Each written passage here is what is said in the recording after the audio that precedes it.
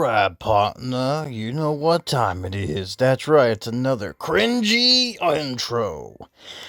Welcome back. This is part 5 to this long collection. Because I take too long just to go ahead and fangasm over information and characters and stuff like that. I mean, like, I have 56 left to kind of do, and been a few days, as you can see on the side there, but hey, we're getting closer to the anniversary. It's supposed to be the 3rd, but it's the 4th. I think they made a boo-boo, but whatever. It's whatever. Right.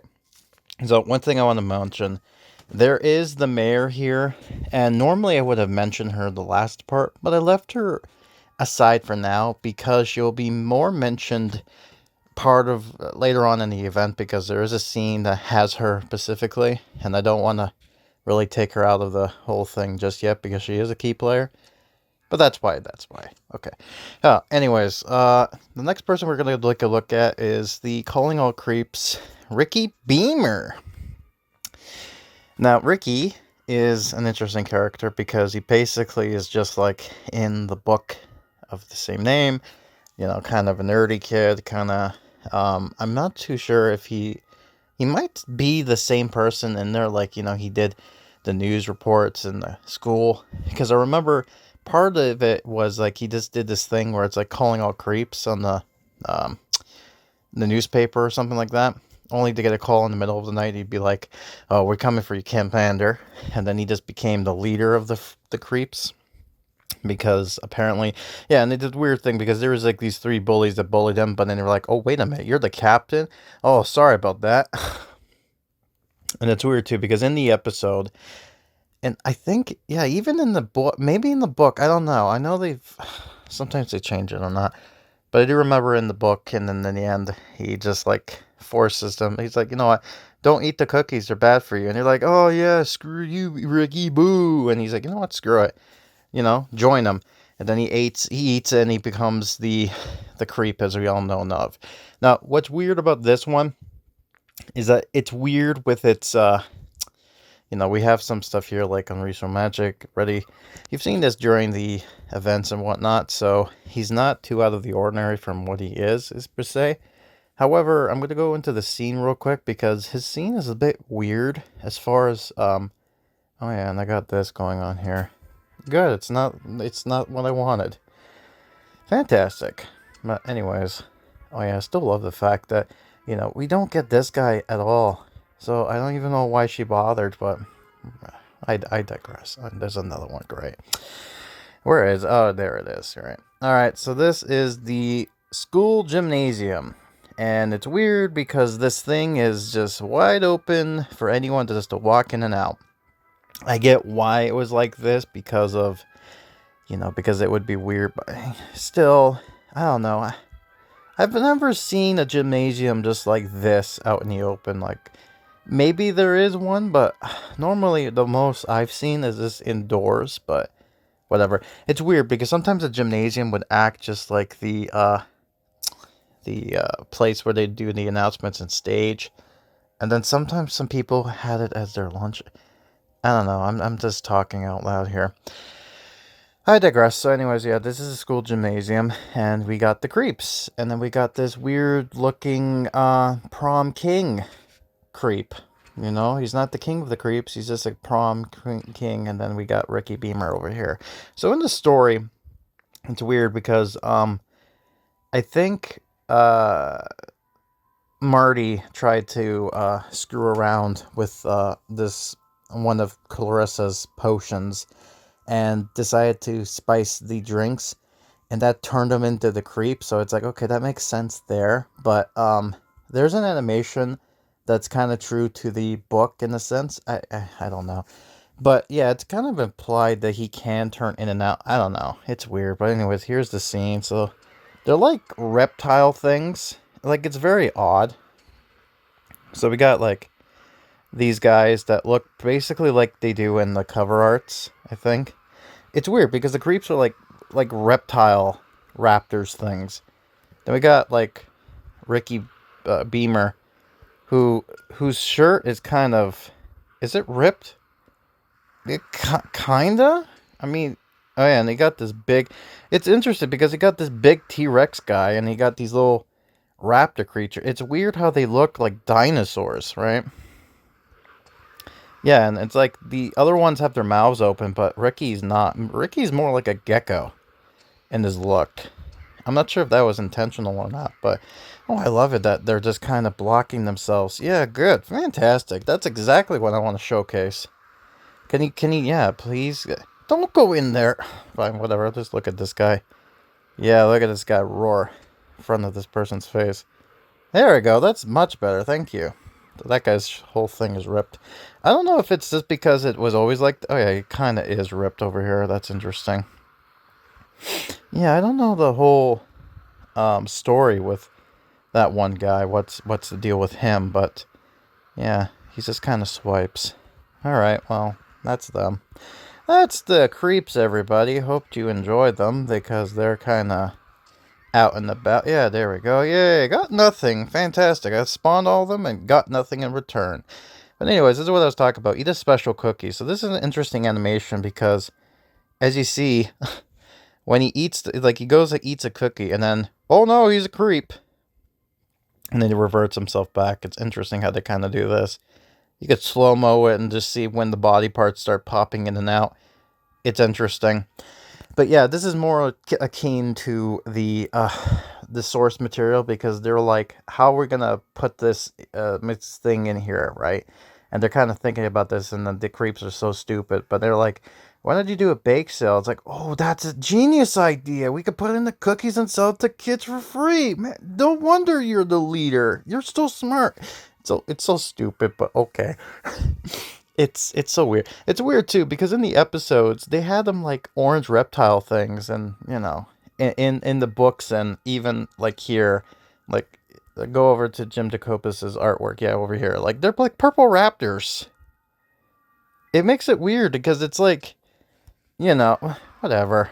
It's an interesting story. I'm kind of done with it, so there we go. Oh boy, we get the next one. We get to talk about our favorite pumpkin boy. Wait, is it? Hold on, I'm just gonna make sure if I didn't miss anything here. You know what? Yeah, you know, I'll talk about the pumpkin boy, and then I'll talk about the other thing. Let's do that. Where is... Alright, fine. Let me just save you all the trouble. Where's... Okay, fine, here you go. Where is Jack? There he is. Jack! Now, Jack isn't in... This is weird because he is the alien creature from the... This is from the Attack of the Jack-o'-lanterns.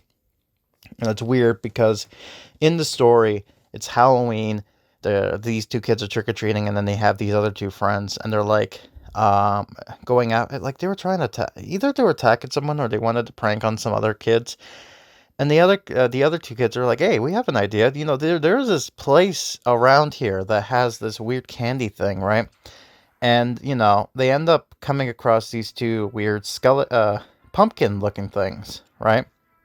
And they're like, hey, we got some candy thing. It's like, oh, more candy, you know, all this stuff. Go to more houses, get more candy, right? That's their whole shtick. And yeah, I love the episode from it. It's so interesting. And then, you know, they got scared. It turns out that these characters, these jack-o'-lanterns kids, is like they thought the two other kids thought, okay, these are the other two kids dressed up, right? But no, then they morph into the kids themselves. So it's like, oh, that's a cool prank. Like, you know, it's almost like one of them knew that they could do that and they were a prank, but they both got shocked when it was revealed that they're actually aliens. And then they're like, oh, do you want some candy? He's like, oh, no thanks, we already ate full before we left. And it's like, wait a minute, those missing adults.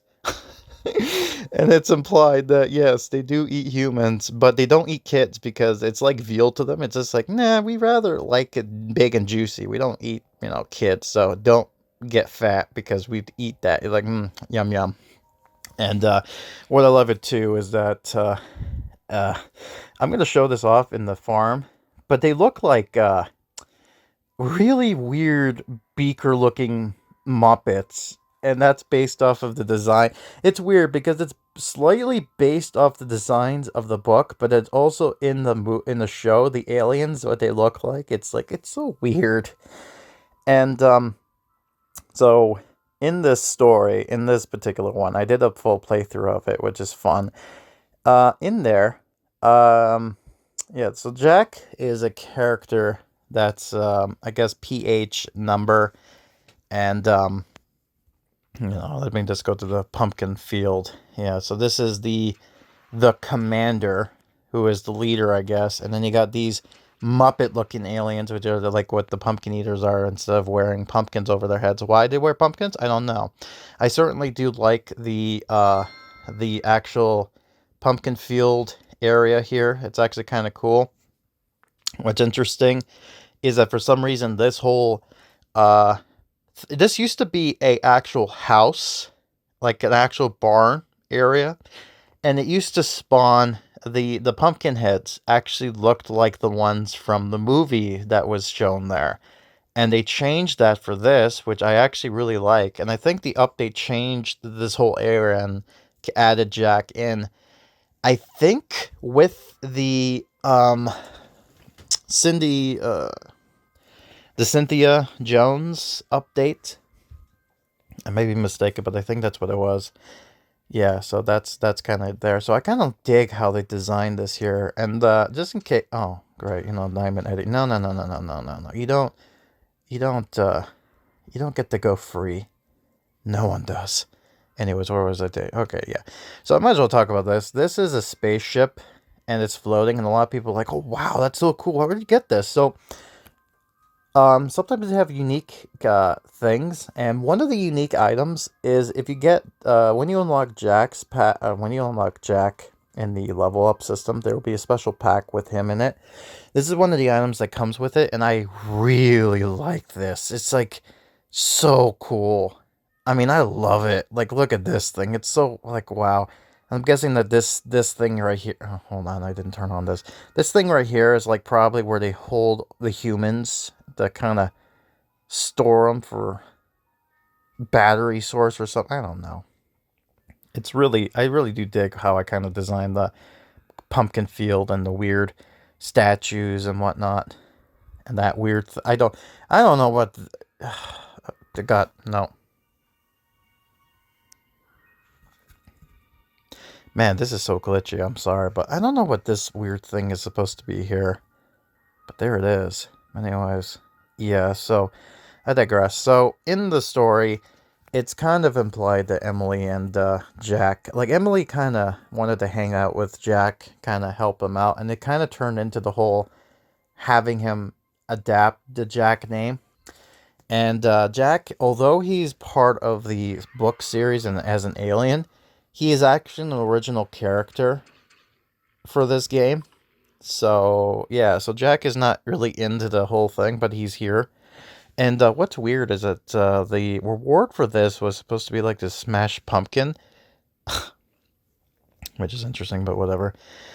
But yeah, so this is the animation. So this is the normal one. As you can see, they run around to the failure to whap people with a thing. Jack is basically the same thing, except he has a little doggy with him, a pumpkin dog. And what's funny with the pumpkin dog is that this is a nod to the book cover. And I think it's funny because I think, I don't remember what he's called, but I think they're like Sparky or something. I don't know. It's weird. Oh yeah, and then this is the big commander, right? You think, it's like, oh, how did he capture these people? Oh yeah, with butterfly nets. Of course. That's how you do it. You just whack people with small butterfly nets. It's so stupid, it's silly, but whatever. I get it. I love it. It's magical butterfly nets, everybody. This is how these aliens do it. And by the way, all the little minions are kind of like exposing their alien head. Yet, this guy, this commander who really looks interesting because he's not even in the game or in the story at all kind of deal. But he has this look to him that just makes him stand out. But, yeah, anyways, they're all done, so... Do I get my pumpkin? Let's find out. I do not. So that's fantastic. Great job, Jack. You really did me in, my man. Where are you? All right, let me just do this. There you are.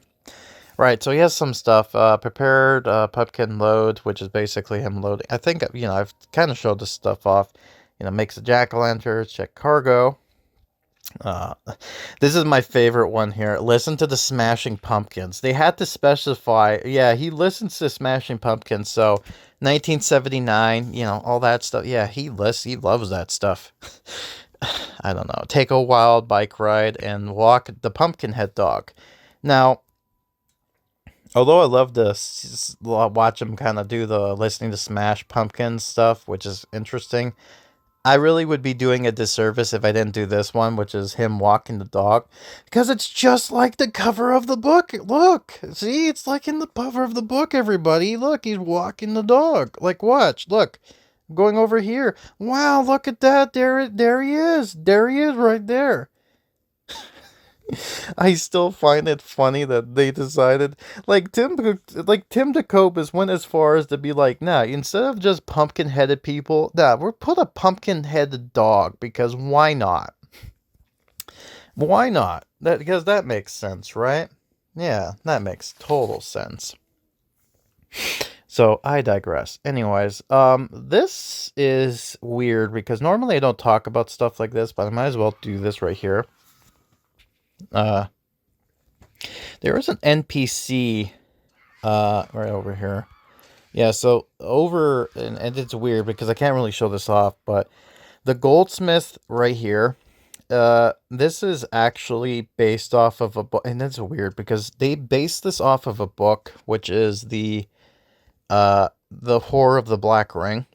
And I've talked about this during my playthrough of it, I think last year, February, where the Black Ring, they had a special character design for the person in there. And it's weird because it's implied that she's wearing the Black Ring, and the beast monster that lives inside there, you actually get to see it, and it looks so cool. Yeah, we don't see this character walk around, so it's like a missed opportunity. So maybe if the game comes back, they might utilize that character. I think that would be really cool to see. Because as of for now, she's just like, whatever. And you know what? Make her OP. I don't care. Make her only drop items for this, okay? Like, yeah, like only available in a bundle. Fine, whatever. Just so long as you use her for something, right? I mean, yeah, I wouldn't want people to buy something for like just dollars and whatnot, only exclusive to a bundle. But if it's permanent and it's an option to be like, hey, get to have all this stuff without anything. Oh, yeah, nice. Video watching now, thank you. Yeah, but if you do that, then it's like, all good. So I totally do that. I'd totally be accepting of that, but that's just my opinion. Anyways, what I was saying before with Jack, where is it? Right here. Okay, so this is the Executioner courtroom. But this is where the Lord High Executioner is what his name is.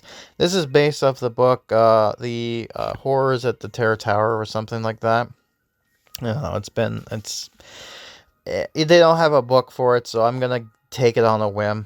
But I believe that's what it is. So yeah, Horror, Terror Tower, blah, blah, blah. You get the picture. So this guy here, it's interesting because his whole shtick is, it's basically a continuation from the Evil Knight one, except I don't know, it's weird because it's not like they went back in time with like Dustin and Brooke, but at the this was like an okay, all right, whatever, right? But I feel like this could have actually improved or kind of expanded upon, but no, instead this is what he looks like.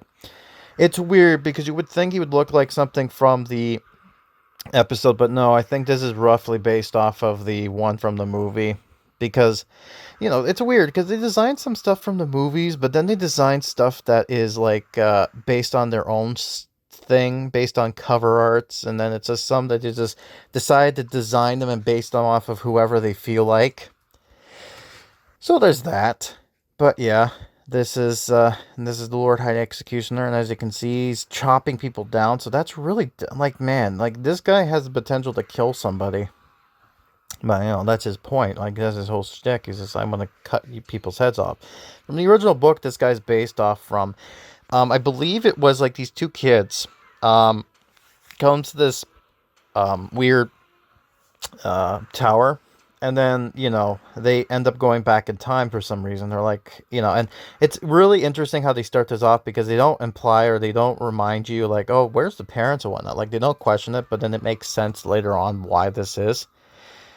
But yeah, basically from the story, they go back in time. They get like, oh, you're the twins, you're the royalty's children, and I'm here to kill you because then I can be king, right? Like the executioner guy.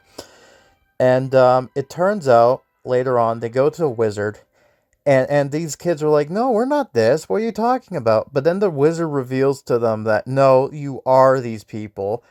I ended up trying to help you by actually taking you back in time, wiping your memory with amnesia, in the hopes that you would be that. And then all of a sudden they're kind of like, oh, you know what? You're right. Oh my God, I'm starting to remember that. So it's like, okay, wow, this is taking a turn.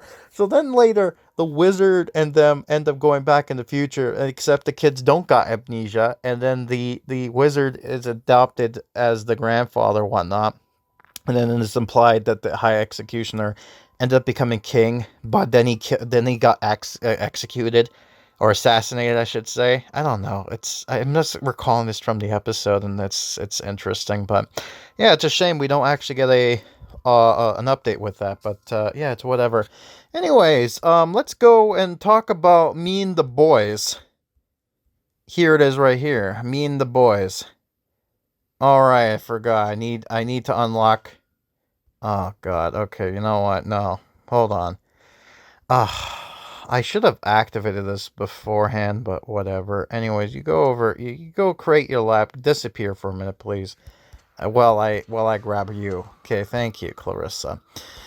Right, let's talk about this. I'm so glad I took this a few days after because Lord knows if I did this all in one take, I'd be so upset. I would be so pissed. I'd be like, oh god, why did I forget to do that? Why isn't the game loading? Come on, please. Can you just load me my homies in the cornfield, please? In Mr. Harrison's cornfield? Come on. Come on, there you go. There you go. Look, we got the keep out sign and this abandoned weird waterfall thing, and then all this stuff here. So this is the dark cornfield with a bunch of scarecrows, and then we got Clarissa because why not? So this is based off of course, the Scarecrow Walks at Midnight as a fellow weird Scarecrow crossplay or whatever you like to call them. I identify with these guys, so I know how they feel. But what's interesting about this is that with these guys, what's interesting, what was it? Yeah, so they don't have any dialogues and whatnot, and this is kind of talking like in the story. It's so weird because it's a bunch of randomness, and then it's like implied that this. I don't know. The story's not that fun, except you just know, oh, scarecrows got inanimated and they turned alive, and stuff happens. In the book, in this story, it's weird because it's a continuation of two other books connected to one. And I'm going to introduce you to characters associated with this. But first off, let me summon my brethrens. There they are. Let them walk. Yeah, that's right. You just walk around. It's funny because they walk, but as soon as they scare somebody, they run. Like, look at this. Look how fast this boy is. Oh yeah. Look how fast he is, right? So you get to see that. So I might as well see where Clarissa's hanging out because I might as well show how she scares people. Oh god, I did the wrong for Lucy. Go read some newspaper again. Oh, that's nice moves there for that lady. I don't get. Oh wait, there she is. There's Clarissa. She does this weird magic like she's riding a broom and it's like, ooh, look at the sparkles. Magic! Well, the scarecrow just kind of lunges at people like it's normally doing. Now, besides just having Clarissa be there scaring people for whatever reason, I don't know when exactly. I don't remember when exactly they added her. I think I did mention it during my playthrough, whenever that did happen.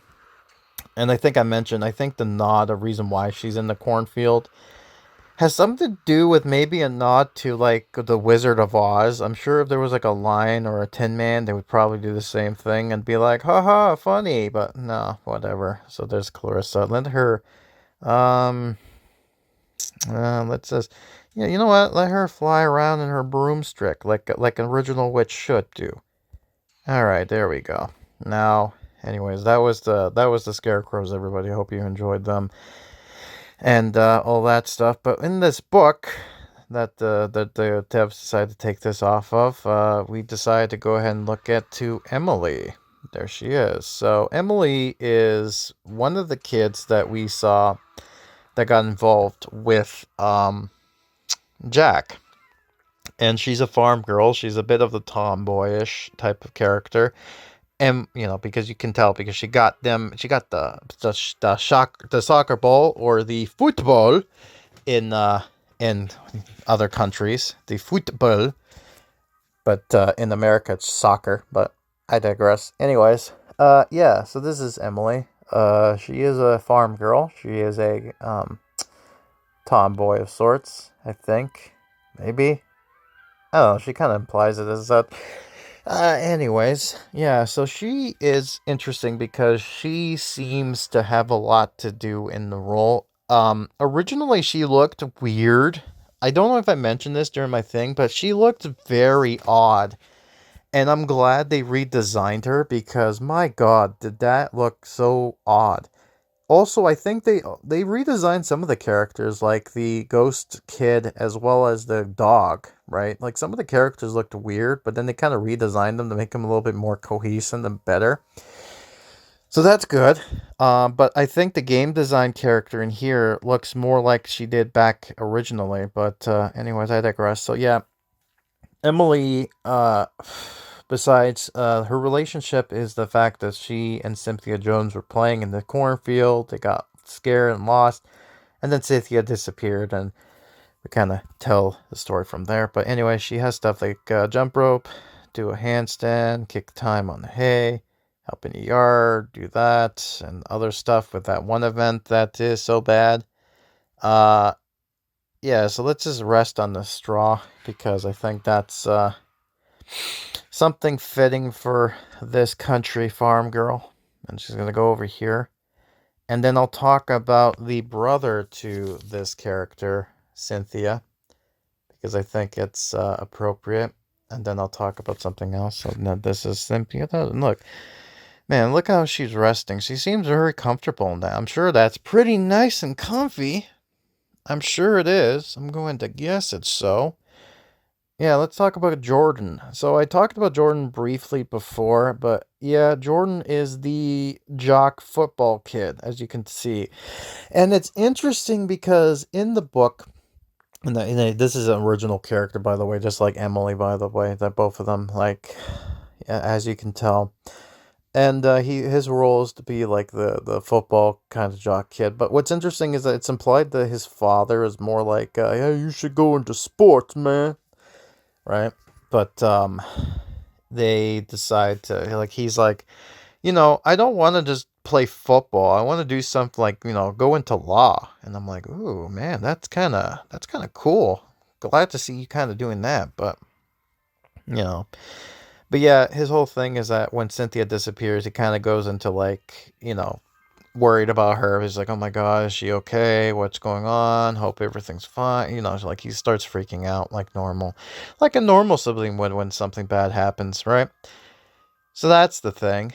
So Jordan, yeah, that's really about it for him. Yeah, and the other thing too is that Megan actually seemed like she cares for Jordan. Like, seems like she talks about to him a lot. I know this is big because she's the cheerleader and he's the football player for the thing, but it seems like they're kind of building up to the fact that maybe she has a thing for him. But I don't know. I mean, she certainly cares for the guy more so than say Greg. I don't blame her. But I digress. So, anyways, there's a lot of stuff he has here. So, like, go to swim, work, science. He's done a lot of stuff. But for the sake of the fact that he is a kid trained for football, the football, for John Madden's football, we're going to have him get ready for that and prepare by having him do this. Yeah, look at that. He's getting himself ready, everybody. That's actually kind of decent and cool. He's just smacking people while he's kind of going around, and there's Mrs. Marr. Actually, wait a minute. I didn't do anything for you, did I, Mrs. Dark? No, I did not. I'm so surprised. Let's have her make neighbors jealous. I could have sworn I did something for you, but I guess not. Oh well. Well, there she is. She's doing this. I feel people like back in there like, oh my God, Grim, you forgot to do something with it. Now she did. Okay, I did it. Okay, now you don't have to freak out. Okay, everyone's gonna get doing something at the end of the day. But might as well talk about this kid because he's walking around, and his story and connection is kind of interesting. Will Blake. Oh boy, what can I say about this kid? Look at this. Oh God, that 80s, 90s stank. Oh God, those colors and everything. God, it's like Johnny Bravo hair and glasses. It's just, what was the design of this kid? Like, geez. Okay, whatever. But yeah, Will Blake, the same Will Blake that is in the most common Goosebumps HorrorTown stuff. And for some reason, furries love this character. I'm not going to digress why, but I guess you can give a good hint from the movie. Thanks, Jack Black. But yeah, it's more interesting because this one actually takes more in the form, I believe, like in the book, where it's more of a feral wolf rather than a half man, half wolf kind of thing. It's weird too because in the book, Werewolf Fever Swamp, it's interesting because the whole book that's based off of, it's like this family goes, this kid and the family moves into this new place because, of course, that's R.L. Stein's go-to thing. The parents are like these study a field of animal environment thing. I don't know what the field of it's called, but it's something along those lines. So they do this thing where they're like, can deers live in the swamps? And I was like, okay, why? But whatever, fine. So that's what they do. And then they notice that some of their deers are going missing and dying. And it's like, okay, that's weird. It's a weird wolf. And, there's like this rumor of this old hermit that lives in the fever swamp that kind of killed people and all that. And I think in this, during the Valentine's Day update here, this is Valentine Night Fever, they kind of talked about how the swamp, I think, was given its name because, people died. I think. I'm not sure if he went into detail on why they called it that in the book, but whatever. What's interesting, too, is I believe the recent IGW comic for Goosebumps recently did a book series, like the fourth one, actually taking place in Fever Swamp again with werewolves, so that's interesting.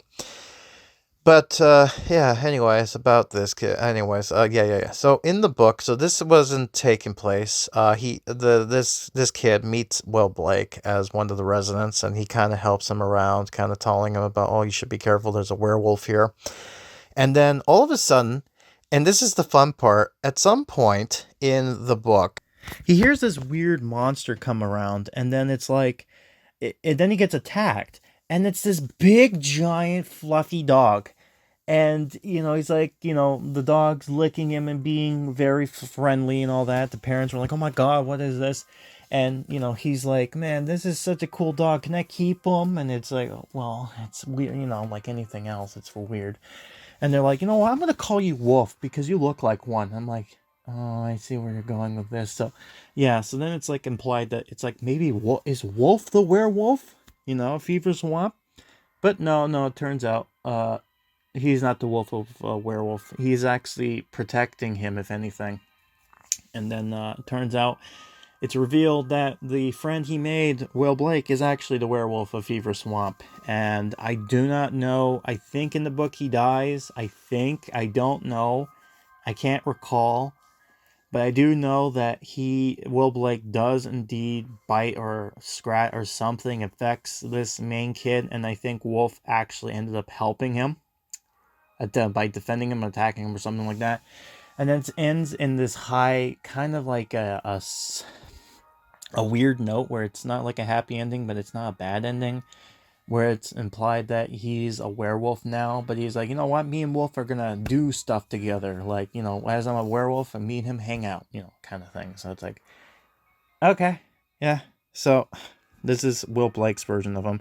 It's interesting with Will Blake in this game because he's like this cool kind of bad boy kind of dude type character, and it's interesting because it's implied that he makes his living by reviewing dog toys.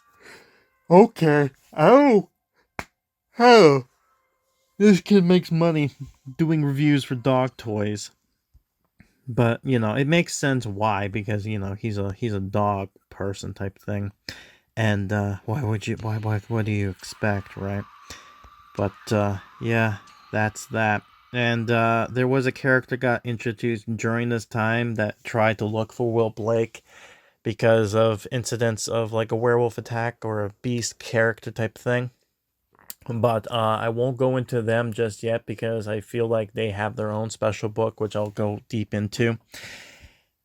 Actually, no, I might as well talk about that now as well, so I might as well do this. So summon this here with these characters. I'll do that there.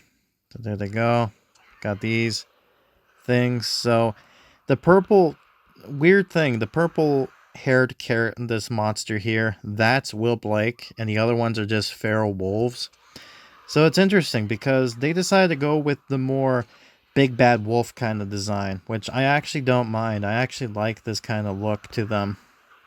And this is a weird, interesting part, okay? So, according to one of the artists that worked for this game that kind of did some of the original art design, they wrote down that the werewolf character here of the what was Will Blank turned out originally it was actually the main character to the Werewolf of Fever Swap. But I guess in the last minute they changed it, or I don't know, maybe the guy thought it was supposed to be a werewolf, but they're like, no, that's not what it is.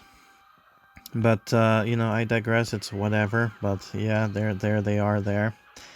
But, yeah, there's that. After Will Blake, I might as well talk about the fiancée, the girlfriend he ended up making because of this endeavor of meeting them during the interview kind of thing. And I might as well also talk about the scene that came with the book. So I'm kind of jumping ahead a little bit, but you know, whatever.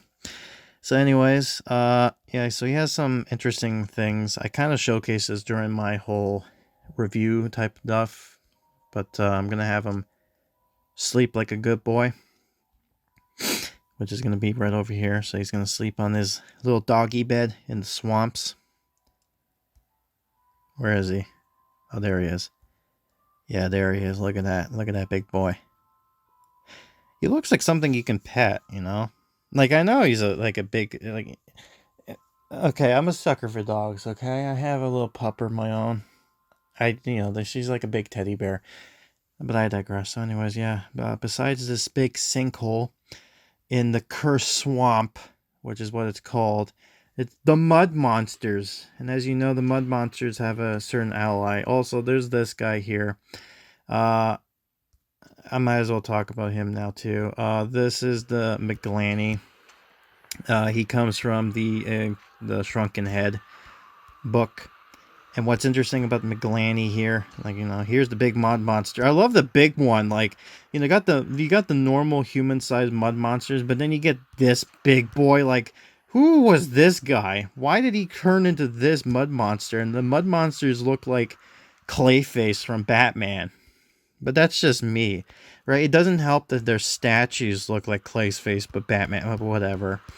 But, yeah, so these are the mud monsters. Legend goes with the swamp is that these things used to be, like, there used to be a village, but then the people got sunk into the mud, and therefore it's that they turn into these weird mud monsters. In the show, they look very bizarre, but whatever. They almost look like poo monsters if you really want to think of it like that. I mean, they're brown. What do you want me to expect, right? I love it how one of the mud monsters decided to go into the poison lake and just be a blue variant, and it's no way the fact that the devs were being lazy. No, they weren't lazy. They're just that's exactly what happened in that book. But I'm jumping ahead of myself. I'm going all over the place because there's that. But yeah, this is the Mcglaney. He is an original character, kinda, but he's also based off an actual tribe. The Mcglaney actually is a tribe of witch doctor, like voodoo natives that, interesting enough, might as well go over here. Interesting enough with the Mcglaney is that these guys, this guy here, he was the one who kind of gave Jordan the shrunken head. And this is what I'm talking about, that they kind of evolved with the story. Because Jordan, in this story, ended up becoming having voodoo magic. Right? And he wanted to have him have this power so that he can cut his head off and turn him into a shrunken head. It's so weird. It's kind of like in the original from the book. But he ended up getting overpowered and whatnot. So this is a voodoo doctor. It's implied that this might be the same person that turned Amazo into a rabbit, according to him. So that's some interesting lore. But yeah, there's that. And this character has a lot of interesting things to do with him. I know I'm jumping all over the place, but I might as well go ahead and do this here. So yeah, the shrunken head basically plays just like what I suggested before. It originally follows in the story, and yeah, that's about it. I really do dig his design. I really do like the whole thing that he looks here. But let's be morbid and have him feed his snake things of rats or mice that used to be people, and that the snake is now that used to be a person. Why not? This guy likes to turn people into things. So, based off of original character, based off of actual tribe whose name is basically that of the tribe. Okay, whatever. I know I went into details for some of this stuff. This is more of a broad term. If you really want to go in depth, you can check out my playlist. It kind of talks more about that there, so I might as well go ahead and do that there. And yeah, we're kind of getting close to, oh my god, 40 minutes. All right, so let me go ahead and try to do one last character here because I meant to do this, so might as well go back. Okay, so let's go back to what I was talking about before, which is during this time, the where was this? Right here, Courtney King. Courtney King is part of the Mud Monster set because she comes from the book You Cannot Scare Me. She basically follows the same thing as she does in the book. Her design is based off the one you see in the show. What's interesting is that Courtney in the book did not have a last name. It was only given into the series or the episode they gave her a last name. So Courtney King is now her real full name, I guess, canonly now. And what's interesting about her is that she's basically a monotone detective, kind of like serious, kind of like I take things, I don't get scared about anything easily, except the mud monsters. And they kind of go in depth of what that was, and that was kind of interesting. And yeah, it's weird. They introduce her with Will Blake, and it's implied that she wanted to find out what was, because of the report, find out what was causing the monsters stuff. And she was getting fascinated by Will for some reason, and Will was doing the same thing here. And then, it's turned out that she's like, "Oh, you're a werewolf," and he's like, "Yeah, I'm a werewolf." And she kind of like, "Well, what now?" It's like, "Well, I did my job, so that's it." And he's just like, "Oh man, this chick is like she's not scared of anything. Hey, I like this chick." And for some reason she has a thing for him, so it ended up becoming a weird relationship. Like, this is weird. The game kind of does a shipping thing. I don't mind it. I don't like it's not like I don't like it. I actually kind of, it's interesting how they kind of dig this. Like, they kind of make this connection, but it makes sense, I guess. But yeah, Will kind of does the actual being a good boyfriend type of character, while she's kind of realizing that, oh, wait a minute, this town is full of monsters. And I really did dig and enjoy having Courtney come into an actual seasonal event that I've actually put into, and you already know which one this is because this was my favorite one. But yeah, she has a bunch of stuff here, which is basically just kind of like, write notes, do acrobatics, search for stuff. Let's have her do acrobatics because I think that's appropriate for her, I think. So yeah, we'll do that there. And you know what? That'll be it for now. I think we've gone long enough. So yeah, this is it. I think I kind of talked about what I wanted to talk about, and I certainly do like how. Yeah, I really do like that acrobatic stuff. But yeah, that's that. I think that's about it. There's nothing else I can say. I think you kind of get the gist. So we're gonna continue on with more of my collection. We're kind of coming off and finishing off the leveling ones, and soon we'll get to the fun ones. So when we come back, hopefully we can get through all this. So see you next time.